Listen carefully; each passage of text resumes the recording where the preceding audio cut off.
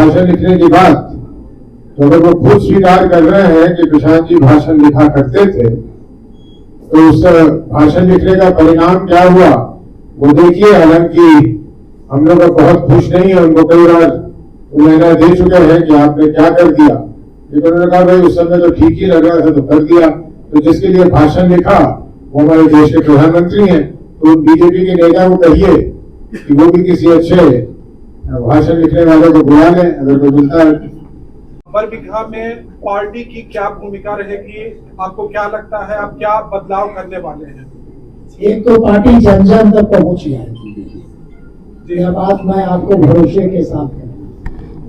दूसरा, आपने पूछा कि बरबीघा में क्या बदलाव करेगा, तो बरबीघा की सबसे बड़ी बदकिस्मती है कि जहां का मुख्यमंत्री सूबे बिहार का 20 बरस नेतृत्व किया हो डॉक्टर श्री कृष्ण सिंह, और वहां आज कोई स्थानीय नुमाइंदा नाम का चीज नहीं।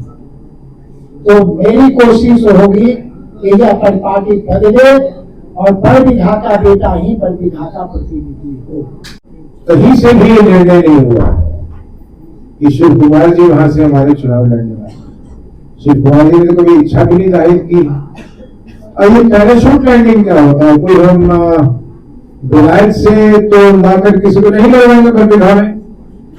अगर बरबीघा में किसी व्यक्ति को लड़वाएंगे आप लोग उसको पैराशूट लैंडिंग में रहते हैं, ये अनुचित है।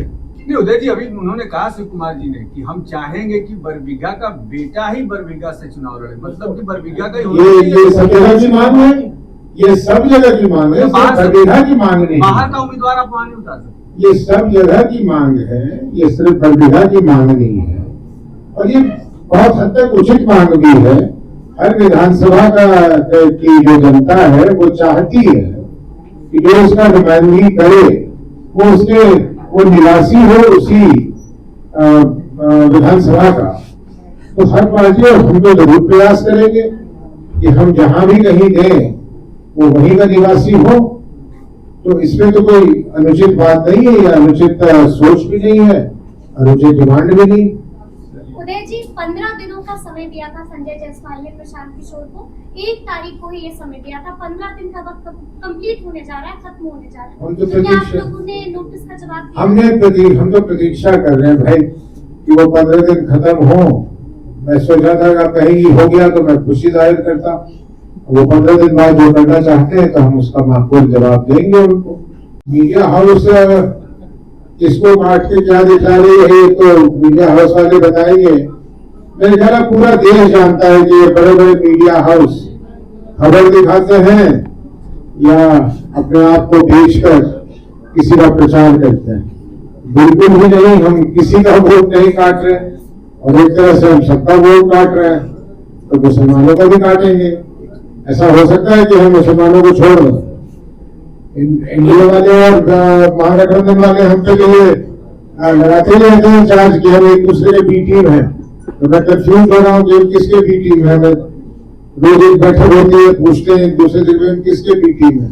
लेकिन हम वोट काट रहे हैं और सब भी काट रहे हैं।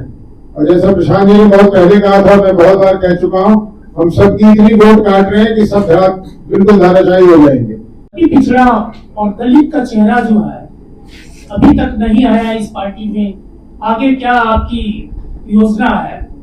तो मैं बता दूं कि अपने प्रदेश अध्यक्ष भी इसी पंथ से बिलोंग करते हैं और आपके सामने आपका भाई जो 33 वर्ष तक न्यायपालिका की सेवा किया विभिन्न जिला में, बिहार के 15-16 जगह में, इसमें मेजर जो है इस राजधानी का न्यायाधीश रहा। ये दलित से, मैं रविदास समाज से बिलोंग करता हूँ और लोगों ने मुझे कहा कि आप जो है प्रशांत किशोर जी और हमारे राष्ट्रीय अध्यक्ष जी जो खुद भी देश के जो है महान संस्था लोकसभा के जो है जो मेंबर रहे हैं उनके साथ काम करिए। और मैं इसीलिए आज इस पार्टी को ज्वाइन कर रहा हूँ। इसलिए इस प्रश्न का जवाब आपको मिल गया कि दलित के बड़े चेहरे आ रहे हैं और ये आने का जो क्रम जो है अब शुरू हुआ है। ये आप देखिएगा कि चुनाव की घोषणा होते होते बहुत से दलित चेहरे इस पार्टी जन स्वराज में जुड़ जाएंगे। लेकिन दलित के चेहरे तो चिराग पासवान जी बहुत सारे दलित के जो बड़े चेहरे हैं उनके साथ में। अब बड़े चेहरे तो आपने बना रखा है ना, ऐसी क्या विशेषता है, मुझे एक बात बता दीजिए। जो जोड़ तोड़ करके राजनीति कर रहा है और हमेशा अवसर की तलाश में है, उसको बड़ा चेहरा आप कहते हैं। लोकसभा के 5 सीट लिए हैं चिराग ने। 5 सीटें है, अकेले तो दम पर 1-2 सीट जीत रहे हैं, बता दीजिए।